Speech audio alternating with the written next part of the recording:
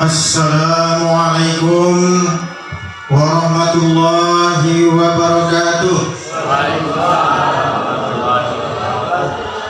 Alhamdulillah masih semangat, berarti nggak saya ubah. Ini udah sore Bu ya, jam 4. Mau ngaji apa mau pulang? Yang mau ngaji apa pulang? Kalau mau pulang saya juga senang, yang penting ada amplopnya. Sama-sama gelisah Ibu ya. Saya gelisah, Ibu gelisah. Saya gelisah belum ngarit. Biasa Bu, kerjaan sore yang melihara kambing, ngarit, nyirapi rumput gitu. Kalau Ibu belum masak, ya Bu ya.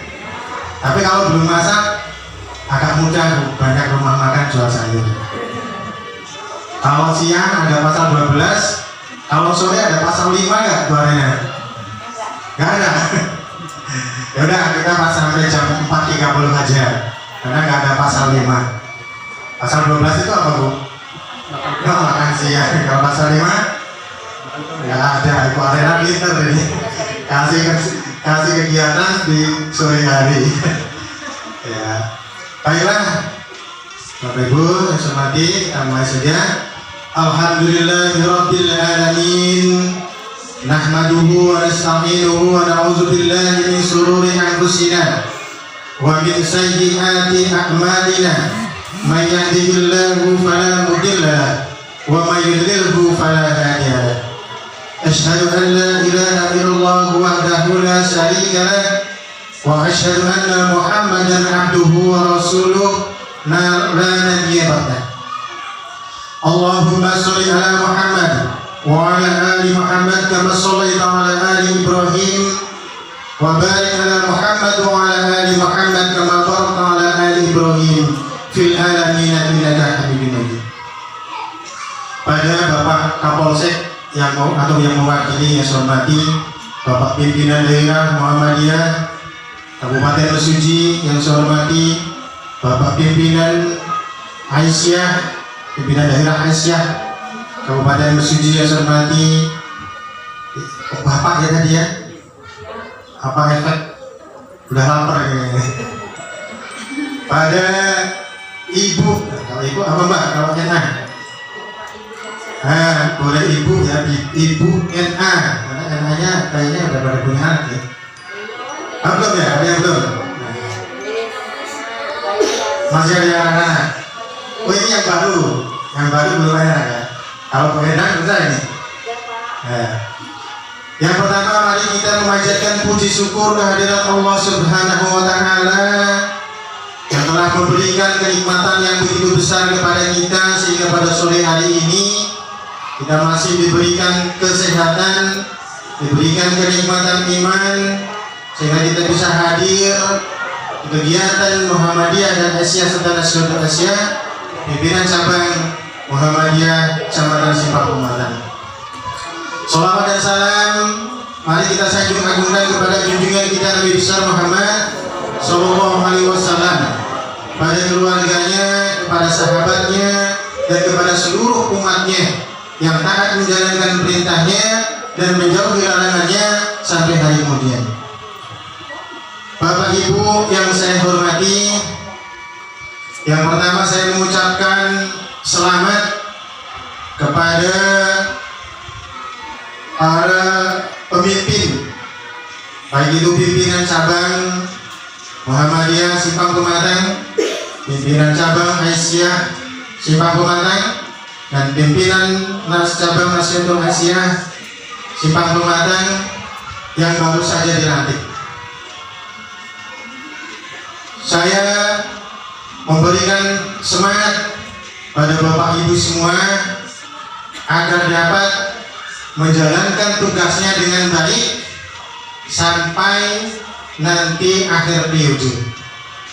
Kalau periode ini nanti insya Allah berakhir pada tahun 2027. Jadi ada keterlambatan 2 tahun dari biasanya, yang biasanya hitungannya pas 2015-2020, tapi karena ada bencana yaitu endemi yang menjangkit di Indonesia dan seluruh dunia, yaitu COVID-19, maka diadakan penundaan. Akan tapi tidak mengurangi bilangan tahun untuk Bapak Ibu semua berjuang di Muhammadiyah, berjuang di Aisyah, dan berjuang di Nasional Indonesia. Saya di sini adalah salah satu anggota di pimpinan wilayah Muhammadiyah. Kalau tadi disebutkan Majelis Tabligh, tapi sebenarnya bukan. Saya di MPK SDI, di Ketua Bidang Pengkaderan Komunitas. Untuk Majelis MPK SDI ini bertanggung jawab dalam memberikan pengertian-pengertian tentang ideologi Muhammadiyah. Kalau Bapak Ibu sekarang yang sudah dilantik tadi sudah dikukuhkan, nanti belum paham dengan apa itu Muhammadiyah, maka nanti adalah tugasnya MPK SDI. Karena apa Bapak Ibu, tantangan ke depan ini semakin besar. Kemarin rame di grup-grup pimpinan wilayah itu adanya survei dari Denny J.A. Kenapa Denny J.A.? Denny J.A. itu pemimpin Lembaga Survei Indonesia atau LSI. Kalau dikatakan oleh Bu Alina, oleh pimpinan daerah Aisyah tadi, Muhammadiyah organisasi yang terbesar di Indonesia dan di dunia, memang betul. Dari sisi pendidikan, perguruan tinggi nggak ada yang menyaingi Muhammadiyah jumlahnya. Sampai di Papua yang terpelosok saja itu sudah ada 4 perguruan tinggi. Ada Universitas Muhammadiyah Manokwari, ada Sorong, ada di Timika, banyak di Papua, ada 4. Sehingga kalau pendidikan Muhammadiyah memang jos. Rumah sakit jarang organisasi NU punya rumah sakit, rumah sakit NU jarang kan? Yang ada PKU Muhammadiyah, Universitas Muhammadiyah. Baru akhir-akhir ini sekarang NU terjun ke dunia pendidikan. Ada SMA NU, ada MTS NU. Dulu nggak ada. Nah mereka ternyata sekarang berbenah. Jadi Muhammadiyah memang tetap terunggul dari sisi pendidikan dan dari sisi ekonomi. Organisasi terkaya itu Muhammadiyah di Indonesia. Tetapi dari sisi keanggotaan, hasil survei Denny J.A. mengatakan Muhammadiyah turun drastis, NU naik drastis. Muhammadiyah yang pada tahun 2015 jumlah anggotanya masih tercantum 9,6%, sekarang turun jadi 5,7%. Anggotanya. NU yang tadinya cuma 28,6% naik jadi 56,7%. Kenyataan yang ada. Nah ini perlunya tantangan yang harus kita hadapi, tantangan berat. Kenapa kok Muhammadiyah justru turun? Bahkan ada seorang dosen yang biasa ngajar di Universitas Muhammadiyah, dia bercerita, biasanya kalau saya masuk awal tahun, saya sering bertanya kepada para mahasiswa, siapa yang orang Muhammadiyah, yang ngaku Muhammadiyah? Masih agak banyak, masih 30%. Nah sekarang siapa yang ngaku Muhammadiyah? Saya Muhammadiyah, tinggal 7%. Artinya di sekolah Muhammadiyah, Universitas Muhammadiyah dan Universitas Muhammadiyah yang lain ternyata dihuni oleh mahasiswa dari orang NU. Kenapa kok lulusan Universitas Muhammadiyah mereka tetap berkiprah di NU? Inilah yang perlu kita kupas dalam pengajian kali ini. Jumlah cabang di Indonesia ada 5.263. Jumlah kecamatan di Indonesia 5.263. Berapa jumlah cabang yang terbentuk? Baru 3.221. Berarti berapa persen? 61%. Kita lihat saja di Mesuji. Di Mesuji ada 7 kecamatan. Cabangnya ada berapa, Bu? 4. 60%. Itu kenyataan yang ada. Mesuji menggambarkan Indonesia. Nah, sekarang berapa jumlah desa di Indonesia? 62.800. Jumlah desa di Indonesia 62.800. Berapa ranting Muhammadiyah di Indonesia?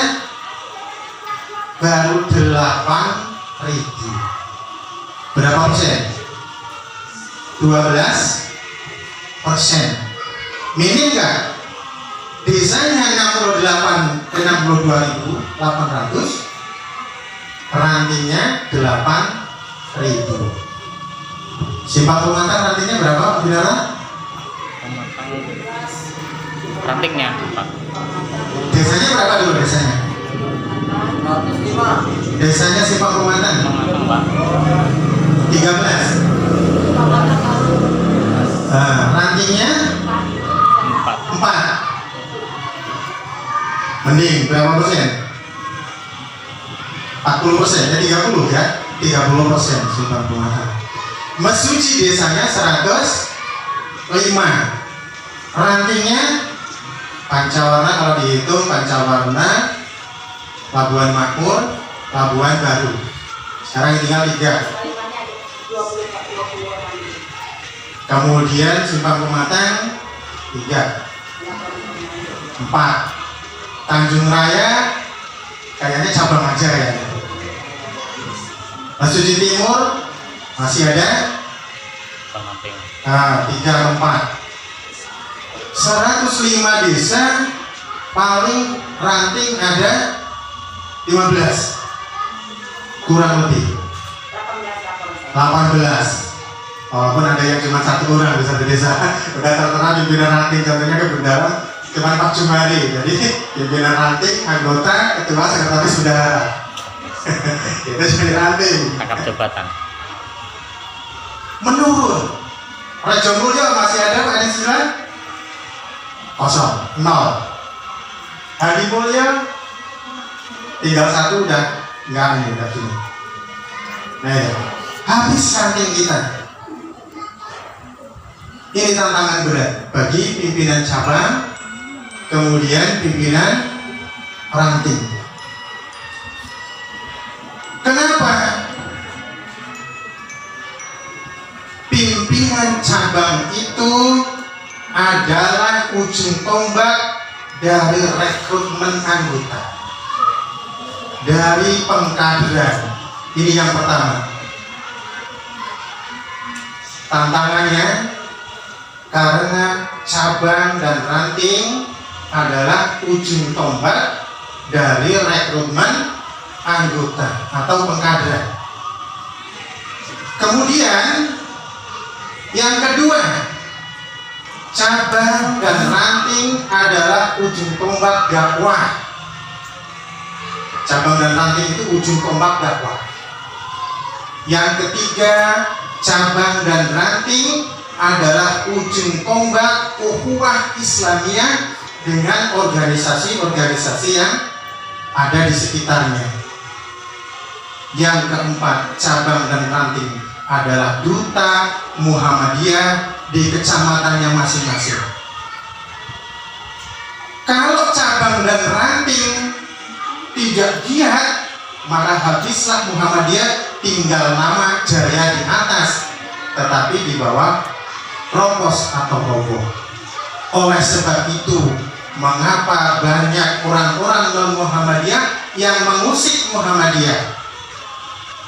Contoh, kejadian di daerah Jawa Timur di mana masjid didirikan oleh warga Muhammadiyah, wakaf orangnya Muhammadiyah, kemudian papan namanya dicabut atau dirobohkan. Pernah dengar berita itu, Bapak Ibu?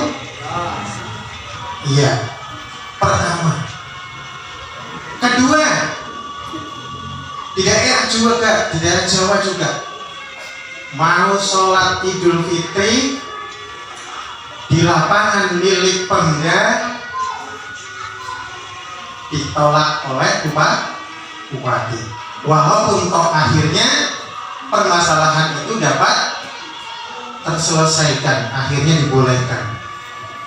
Ini kenapa? Karena keadaan Muhammadiyah di bawah tidak punya kekuatan sama sekali, tidak punya massa. Ini yang menjadi pemikiran kita bersama. Oleh sebab itu kita Majelis Kader sering rapat, walaupun lewat Zoom. Kemudian kemarin Jumat juga rapat. Dan intinya bahwa nanti tanggal 7 dan 8 pimpinan daerah, ketua ini harus berangkat.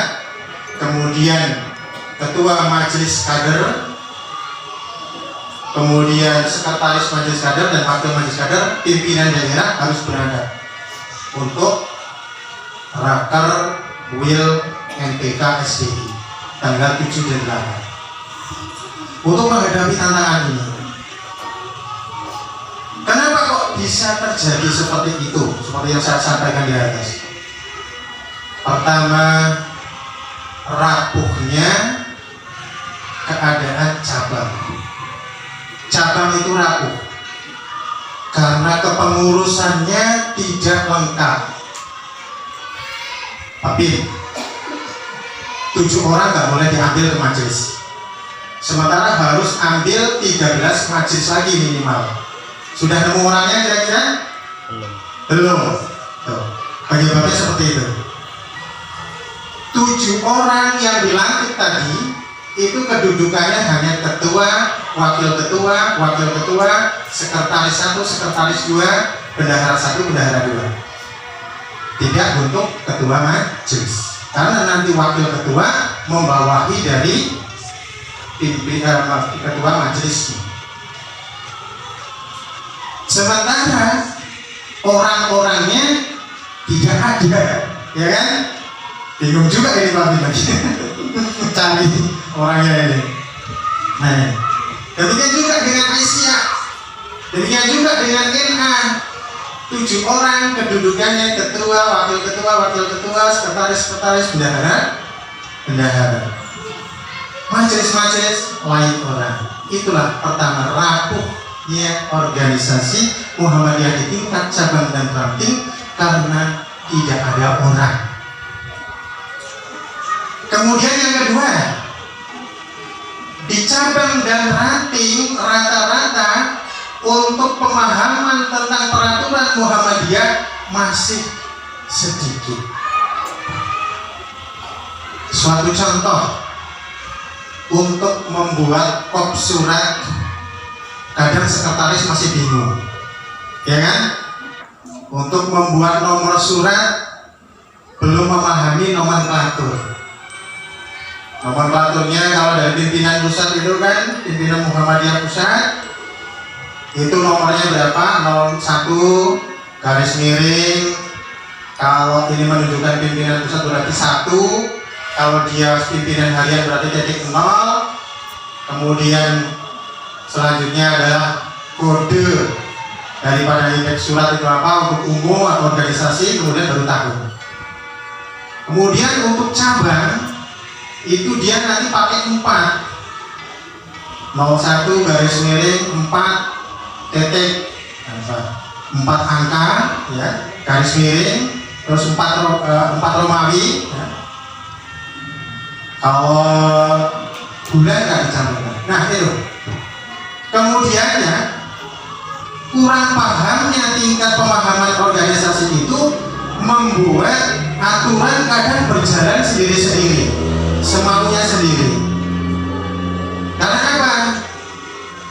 pimpinan-pimpinan yang ada kurang memahami aturan organisasi.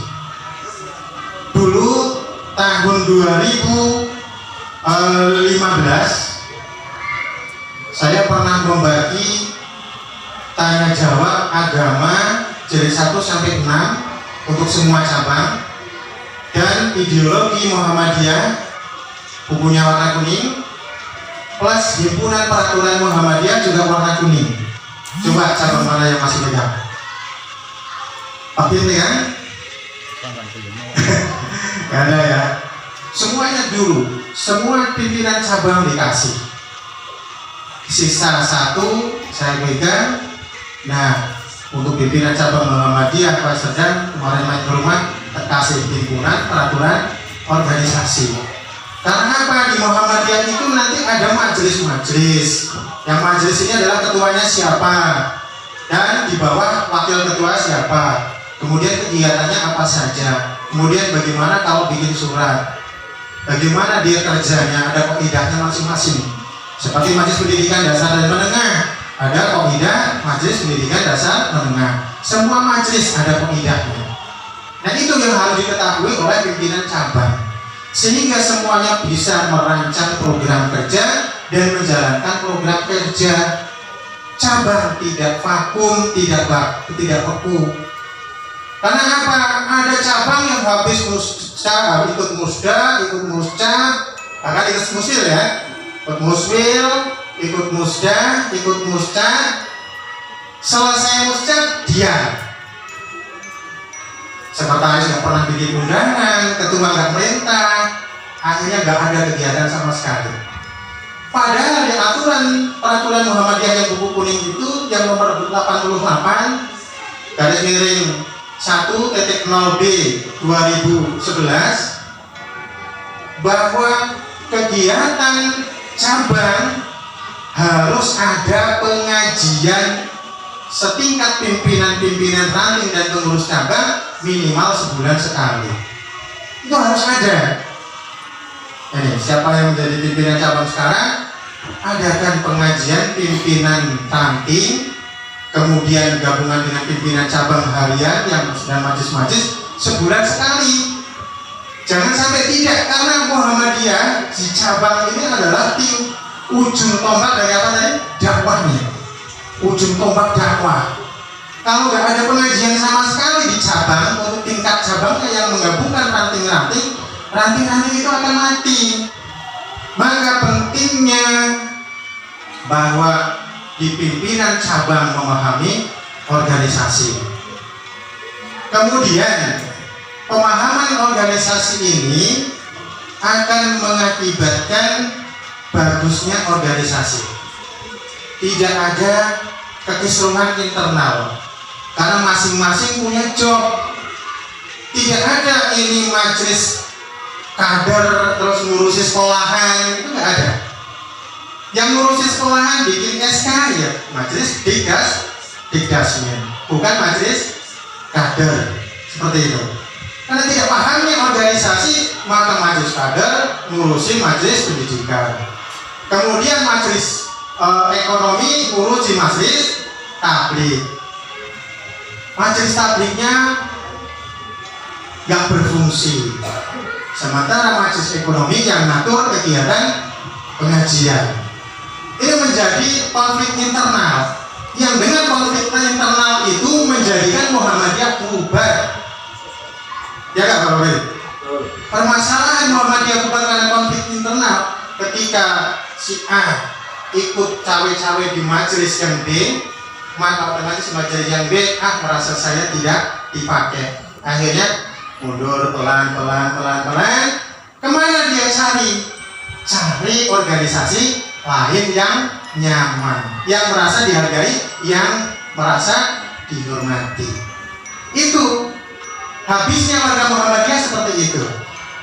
Padahal Muhammadiyah, nanti saya jelaskan sedikit di anggaran dasar, di Pemukadimah anggaran dasar Muhammadiyah. Sekarang langsung saya masuk saja ya, bahwa di Muhammadiyah itu ada anggaran dasar, anggaran rumah tangga. Anggaran dasarnya ada mukadimahnya. Siapa yang buat? Kiai Haji Bagus Hadi Kusumo. Ki Bagus Hadi Kusumo. Ki Bagus Hadi Kusumo pimpinan Muhammadiyah, pimpinan pusat yang tahun berapa? Kalau ada yang tahu? Ki Bagus Hadi Kusumo pimpinan pusat Muhammadiyah tahun 1942 1951. Beliau merancang mukadimah anggaran dasar Muhammadiyah. Dimulainya tahun 1945, kemudian berakhir pada 1951, ya, disahkan oleh Tanwir Muhammadiyah tahun 51. Itu mukadimah anggaran dasar Muhammadiyah. Kenapa Ki Bagus membuat mukadimah anggaran dasar Muhammadiyah? Mukadimah anggaran dasar Muhammadiyah adalah jantungnya atau intisarinya dari Muhammadiyah, pokok-pokok pikirannya Muhammadiyah. Kiai Haji Ahmad Dahlan mendirikan Muhammadiyah belum tertuang dalam tulisan apa yang dipikirkan Kiai Haji Ahmad Dahlan. Semuanya masih bingung. Akhirnya tahun 1942 ketika Kiai Ki Bagus Hadi Kusumo itu menjabat, tantangan Muhammadiyah besar sekali. Muhammadiyah hampir bubar. Waktu itu orang-orang Muhammadiyah ini sudah tidak ada aturan sana sini. Ada yang masuk partai seperti Partai Masumi waktu itu kan cenderung kepada Muhammadiyah, ya kan? Kemudian ikut pemilu dan sebagainya, Muhammadiyah ditinggalin. Kemudian ada orang Muhammadiyah, pimpinan anggota Muhammadiyah gabung dengan organisasi lain. Kemudian organisasi-organisasi lain yang masuk ke dalam tubuh Muhammadiyah yang pikirannya sejalan tapi sebenarnya bukan Muhammadiyah. Siapa itu? Persatuan Islam Bandung, persis. Dengan buku ada Ahasan. Pernah baca buku Ahasan? Pernah. Buku Ahasan mirip Muhammadiyah tapi bukan Muhammadiyah. Waktu itu banyak orang Muhammadiyah yang akhirnya ngaji ke Ahasan, ngaji ke lain-lain organisasi banyak sekali. Akhirnya Muhammadiyah ini. Maka tahun 1945 setelah proklamasi kemerdekaan Indonesia, Ki Bagus Hadi Kusumo mulai mikir, nyusun dengan beberapa temannya, jalan dari 45 sampai tahun 51 selesai disahkan di sidang Tanwir. Kemudian setelah selesai itu tahun 1953 baru muktamar lagi ganti pemimpin. Nah, apa pokok dari mukadimah anggaran dasar Muhammadiyah yang dirancang oleh Kiai Haji Ki Bagus Hadi Kusumo yang harus kita pahami bersama karena ini sangat penting bagi kita warga Muhammadiyah. Yang pertama bahwa Muhammadiyah, orang-orang Muhammadiyah ini harus berdasarkan tauhid. Muhammadiyah ini landasannya tauhid, maka ketika SD, ya, kelas 3 SD itu sudah harus diajarkan kemuhammadiyahannya yang isinya adalah bagaimana TBC. Waktu itu ada pelajaran Muhammadiyah KMD di kelas 3 SD membahas tentang TBC. Apa itu TBC? Tahayul, bid'ah, khurafat. Kelas 3 SD sudah harus diajarkan siapa pendiri Muhammadiyah, tahun berapa berdiri, kemudian Aisyah tahun berapa berdiri. Jangan sampai ada sekolah Muhammadiyah namanya SD Muhammadiyah, tapi di rapot tidak ada pelajaran KMD. Ya, karena KMD itulah dasar dari penanaman ideologi Muhammadiyah tentang tauhid, tentang keorganisasian, dan tentang lain-lainnya. Tauhid ini sangat penting bagi Muhammadiyah karena adalah esensi atau inti dari agama Islam ini. Pemahaman tauhid jangan juga salah, ya. Pemahaman tauhid Muhammadiyah harus dengan dasar Muhammadiyah, karena pemahaman tauhid tauhid itu ada yang mengikuti Maturidiyah. Bapak Ibu tahu pemahaman tauhid Maturidiyah yang dianut oleh saudara kita sebelah. Itu pakai tauhid Maturidiyah. Yang di dalamnya ada 20 sifat. Bunyinya gimana? Wujud kita muhalafatul awadis sampai itu tauhid Maturidiyah. Nah, Muhammadiyah ya tidak menampilkan daripada tauhid semua milik Allah, sifat-sifatnya itu tidak ada yang ditampilkan, tidak hanya sebatas 20. Di dalam Muhammadiyah ada 3 bagian tauhid. Yang pertama adalah tauhid rububiyah.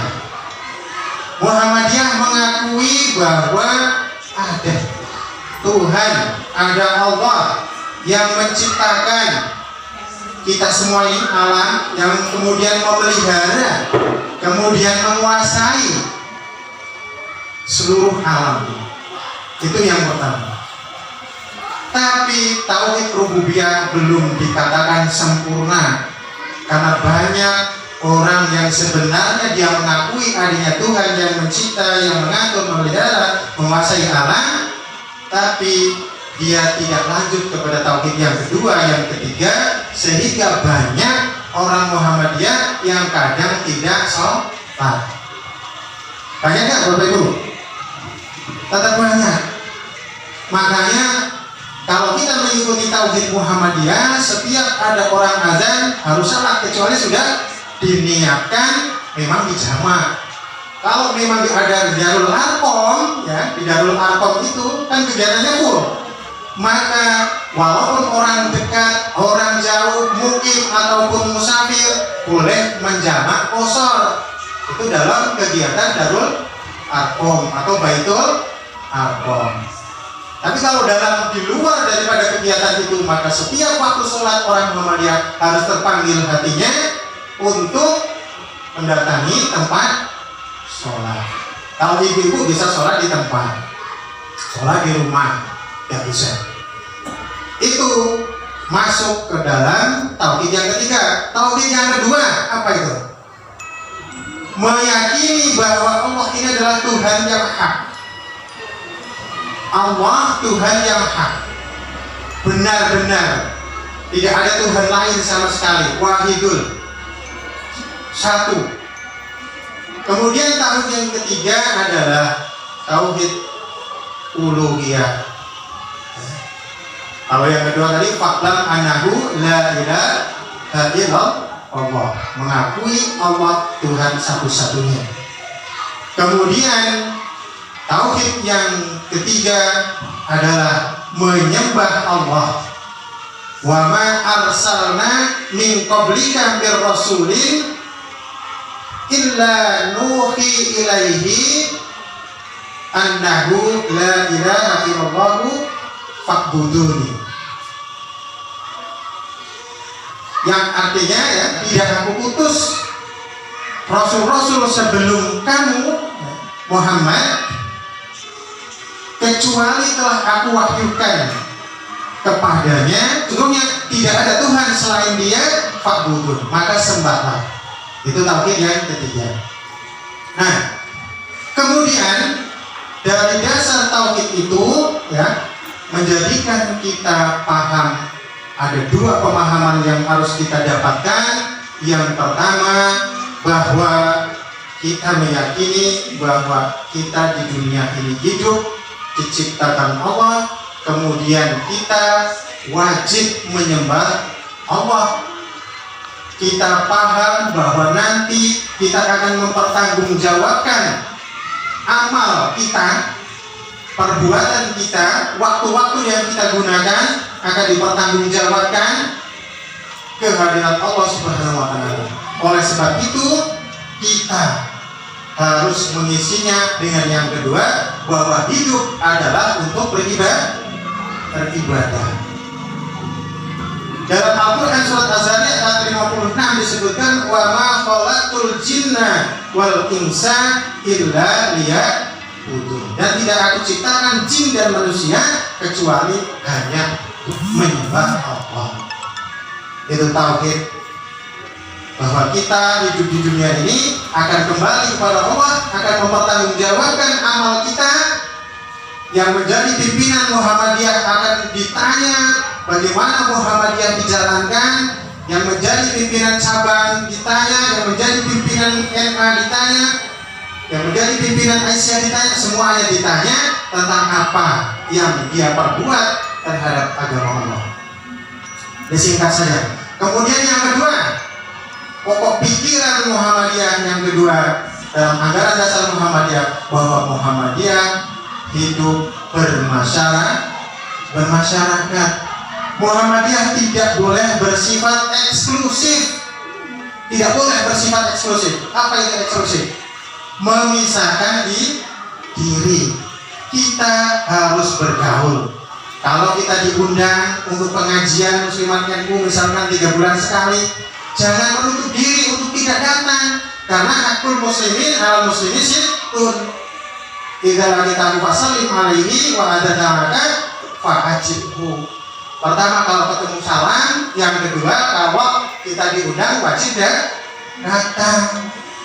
Karena diundang oleh orang NU, pengajian Muslimat Ulana, nggak mau datang. Itu tidak bermasyarakat. Apalagi kalau sampai ada kegiatan desa ulang tahun desa, kemudian adakan lomba-lomba, ada lomba baca Quran, ada lomba hafalan, ada lomba azan, kemudian murid-murid kita TK Muhammadiyah, SD Muhammadiyah kok dilarang untuk ikut lomba di desa, itu sama dengan menutup diri dari kegiatan, dari masyarakat. Itu berarti tidak bermasyarakat. Muhammadiyah harus bermasyarakat. Ini pokok pikiran yang kedua. Kemudian pokok pikiran yang ketiga, bahwa Muhammadiyah mengakui satu-satunya agama yang diridhoi oleh Allah Subhanahu wa Ta'ala adalah Islam. Di dalam Quran surat Al-Imran ayat 157 disebutkan, inna dina indallahil Islam wa man yabtaghi ghairil Islam dina fala yuqbal minhu wa huwa fil akhirati minal khasirin. Sesungguhnya agama di sisi Allah hanyalah Islam. Barang siapa yang mencari agama selain daripada Islam, maka tidak akan diterima untuk keyakinan Muhammadiyah. Wa huwa fil akhirati minal khasirin. Dan nanti dia di akhirat nanti termasuk dalam golongan orang-orang yang rugi.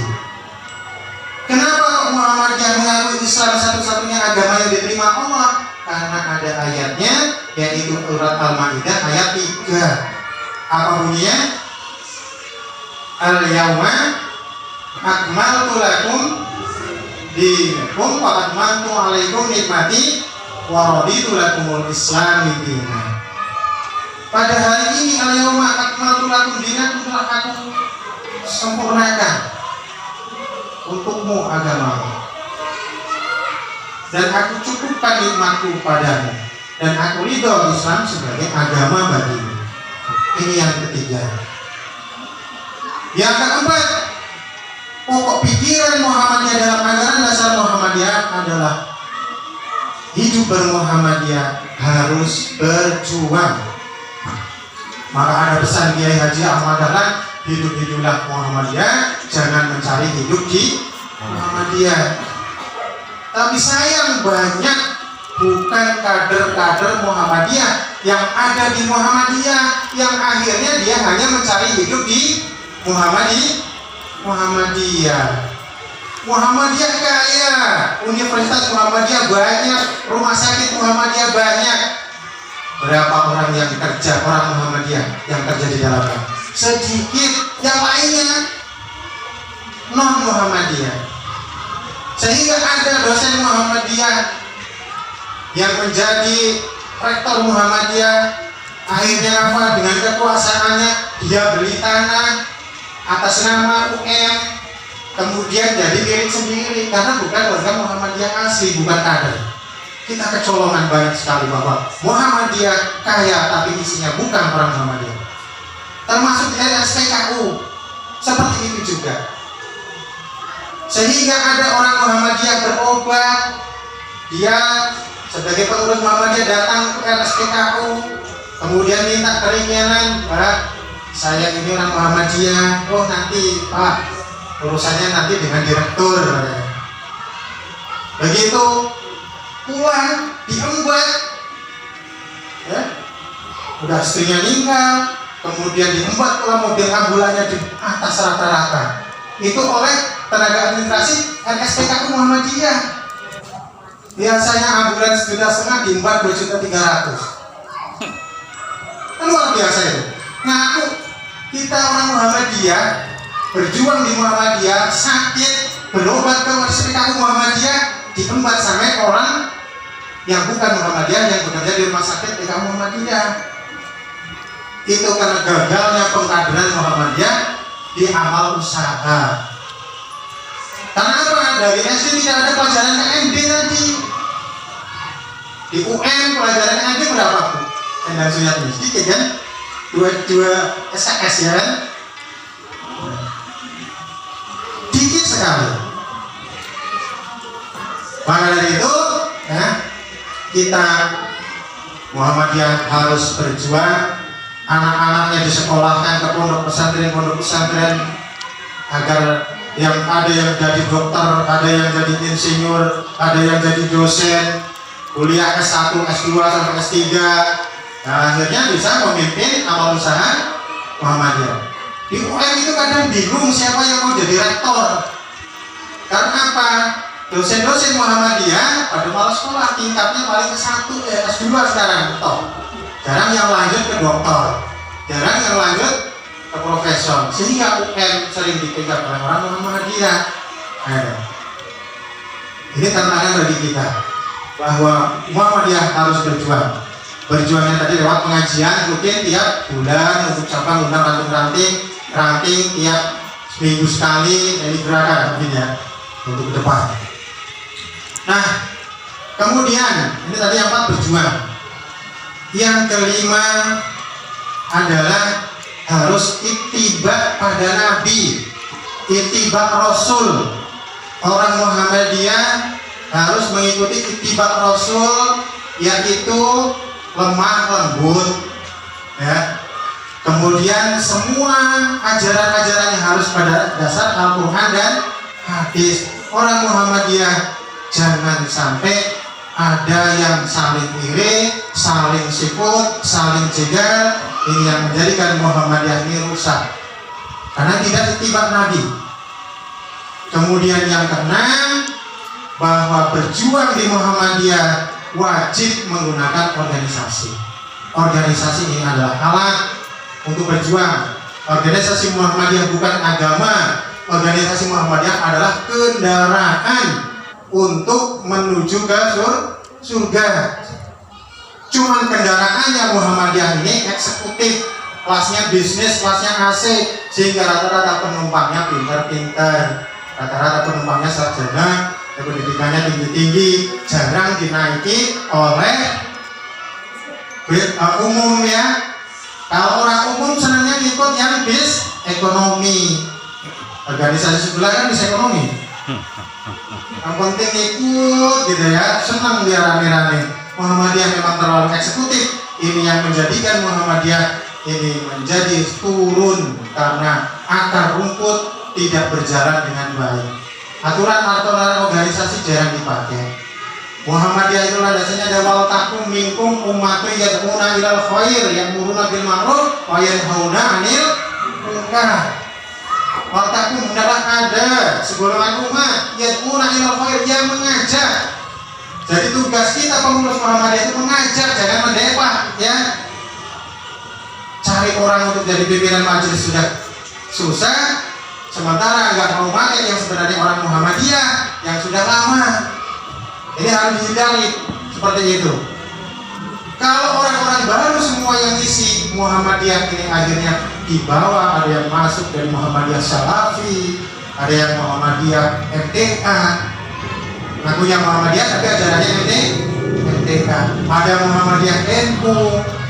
Apa? Karena dari pimpinan Muhammadiyah bukan kader Muhammadiyah.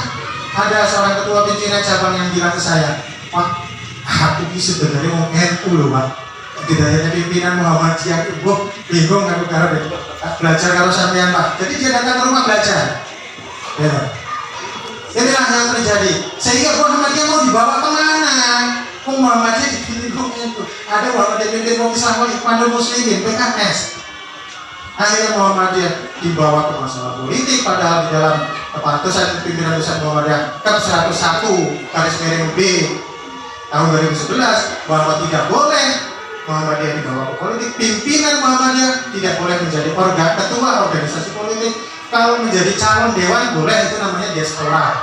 Kalau di MPKSDI itu ada namanya ketua bidang diaspora, Bu Yusnima. Jadi Pak Faizi kalau dia nyalon jadi pimpinan dewan nggak apa-apa, tapi anggota saja, jadi dewannya saja. Itu namanya diaspora kader Muhammadiyah. Nah, kemudian yang terakhir, ya, bahwa Muhammadiyah tujuannya adalah menegakkan dan menjunjung tinggi agama Islam sehingga terwujud masyarakat Islam yang sebenar-benarnya. Tujuan tersebut hanya bisa dilakukan apabila anggota pimpinan Muhammadiyah paham mukadimah anggaran dasar Muhammadiyah, paham ART Muhammadiyah, paham peraturan kaidah pendidikan dasar kaidah Muhammadiyah, dan paham peraturan Muhammadiyah. Ini tugas dan tanggung jawab pimpinan baru, baik itu PDM maupun PCM maupun PRM, memahami kaidah Muhammadiyah, memahami mukadimah anggaran dasar Muhammadiyah yang 7 pokok pikiran tadi yang saya sampaikan dengan singkat. Sebenarnya masih panjang dan lebar dan luas sekali mukadimah anggaran dasar Muhammadiyah itu baru mukadimahnya saja. Dan mudah-mudahan Bapak Ibu siap untuk belajar membaca. Intinya adalah membaca. Tapi sebenarnya yang perlu dilakukan adalah mengadakan Baitul Arqam. Maka dari itu nanti MPKSDI ke depan akan mengundang ketua PDM, ketua MPK, sekretaris MPK, dan bendahara MPK untuk hadir ke asrama haji di Bandar Lampung tanggal 7 dan 8. Setelah itu pimpinan daerah harus semuanya mengadakan Baitul Arqam. Pertama, pimpinan daerah nanti akan diundang semua untuk hadir ikut Baitul Arqam yang mengadakan wilayah. Terus kemudian nanti ada RTL atau rencana tindak lanjut bahwa setiap PDM mengadakan Baitul Arqamnya sendiri. Tapi sayangnya Baitul Arqam di daerah biasanya pengikutnya sedikit. Muhammadiyah harus bisa mengajak, menggerakkan sebagaimana awal takum ikut umat yatimunan tadi, mengajak, menggembirakan, ya. Jadi kita ini bermuhammadiyah yang benar lah, jangan berdasarkan hawa nafsu. Jadi kita itu kalau memang itu aturan dari PP untuk kita laksanakan, yang menyampaikan siapa ya diterima, mohon. Jangan karena yang menyampaikan Pak Salamin besoknya langsung dipunggah. Kita semua sudah tahu, kita semua sudah pintar, nggak usah digurui. Tapi ketika ternyata aturan Muhammadiyah tentang tidak bolehnya double antara ketua partai dengan anggota pleno, dia tidak tahu. Sok pintar mengakunya, saya sudah tahu, saya sudah pintar. Itu jangan dibacakan di sini. Nah ini yang mengakibatkan Muhammadiyah menjadi tidak paham aturan. Nah ini, maka dari itu ke depan ayo kita bersama-sama bermuhammadiyah yang benar. Tanggur makola wala tanggur mamkola. Lihat apa yang dibicarakan, jangan melihat siapa yang berbicara. Ya, mudah-mudahan apa yang saya sampaikan ini bisa mengena dan menjadi perubahan, menjadi semangat ke depan pimpinan daerah Muhammadiyah yang ada, pimpinan cabang yang ada, dan pimpinan ranting semua bergerak supaya Muhammadiyah tidak habis rantingnya. Pengalaman kita beberapa tahun lalu, jangan kita ulang lagi. Mari kita bersatu. Ada kegiatan apa saja saling memberitahu temannya. Jangan sampai ada teman Muhammadiyah yang nggak diberitahu. Kalau kita kumpul rame kan senang ya, kumpul rame senang. Kalau sebentar tidak ada orangnya, kita sedih. Demikian saya ini wabillahi taufiq. Assalamualaikum warahmatullahi wabarakatuh.